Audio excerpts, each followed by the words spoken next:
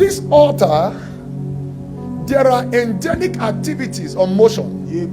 That means you get to a certain level of dimension of prayer with God. Yes. That even when you are asleep, your spirit prays.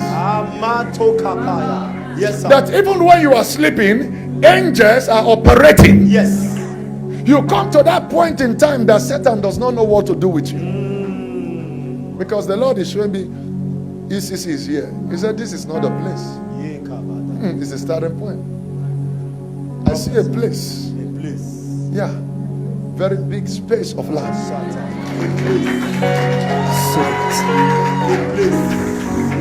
It will be like a place where have a kind of connection and not far from a government something. Prophesy. Then I'll see men and women coming, both whites, from different parts of the world. Then the Lord said, it's not just about a ministry. I'll see very big hectares of land, housing the cathedral, taking thousands of people. Yes. Then I see schools. Prophesy. Prophesy. The Lord said, what he's just saying to me is a vision that he has already given to his daughter. Yes, sir. I see schools. Yes. Yes. And they said it will not be difficult for him to do. He said, because he has given you this vision, that also he has given you provision. And he said, not even the devil by himself will stop it. Oh, yes. He said, I will raise men, I will raise women. And people will come from different parts of the world. And I will give you keys of nations. And nations will submit to you. Oh, yes. And they will hear your voice. For I, the Lord, have spoken. Yes. And they said tonight, he said, that which I have spoken from the time of your destiny, even before you were born.